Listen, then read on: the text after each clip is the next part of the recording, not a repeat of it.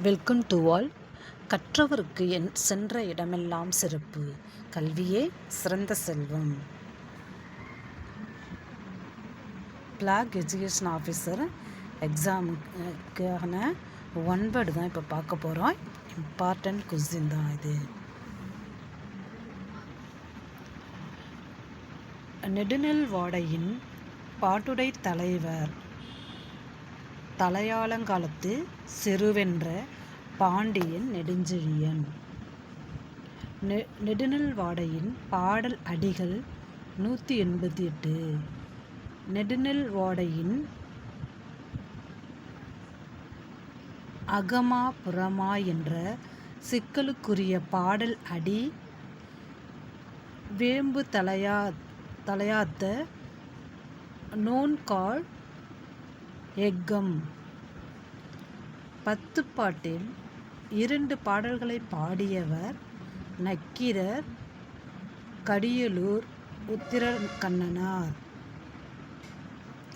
நக்கீரர் பாடிய 10 பாட்டு நூல்கள் திருமுருகாற்றுப்படை, நெடுநெல் வாடை.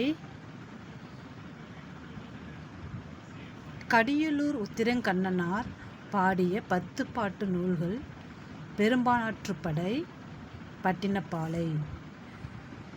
குளிரால் நடுங்கிய மயிலுக்கு கலிங்கம் ஆடை. கலிங்கன்னா ஆடை.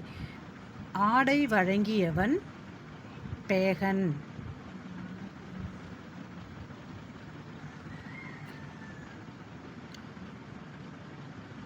படர முடியாமல் துன்புற்ற முல்லை கொடிக்கு தான் ஏறி வந்த தேரை நல்கியவன் பாரி. இரவலர்க்கு குதிரைகளை கொடுத்து அன்பு ஒழுக பேசி அனுப்பி வைத்தவர் காரி. நாகப்பாம்பு தனக்கு அளித்த கலிங்கத்தை ஆலமரச் செல்வனாகிய சிவபெருமானுக்கு வழங்கியவர் ஆண்டிரன். உண்டாரை நீண்ட நாள்கள் வாழ வைக்கக்கூடிய நெல்லிக்கனியை அவ்வைக்கு ஈர்ந்த பெருமைக்குரியவன் அதியமான் நெடுமானஞ்சி. இரவலர்க்கும் சமைத்து உண்பதற்கு தேவையான பாத்திரங்களை கொடுத்தவன் நனிமலை நாடன் நல்லி. இரவலுக்கு தனக்குரிய நாட்டிலுள்ள பல ஊர்களை வழங்கியவன் வல்லில் ஓரி. கடையேழு வள்ளல்களில் கொடை முழுவதையும் தனி ஒருவனாக நின்று செய்த பெருமைக்குரியவர் ஓய்மா நாட்டு நல்லிய கோடன்.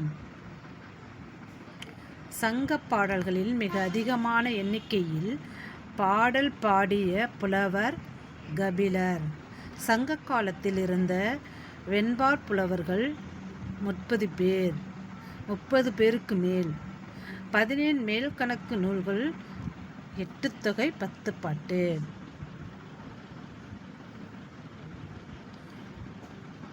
பண்டை தமிழர்களின் இசைக்கருவியை பற்றி குறிப்பிடும் 10 பாட்டு நூல் கூத்தனார்படை.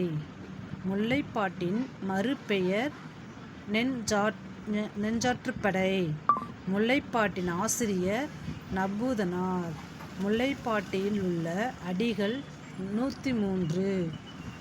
முல்லைப்பாட்டில் உள்ள அடிகள் 103. 10 பாட்டின் அடி அளவால் சிறிய நூல் முல்லைப்பாட்டு. விருச்சி என்பது நற்சொல் கேட்டல்.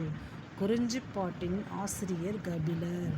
குறிஞ்சிப்பாட்டை கபிலர் பாடிய காரணம் ஆரிய அரசன் பிரகத்துவ தமிழ் அறிவிப்பதாகும். தேங்க்யூ.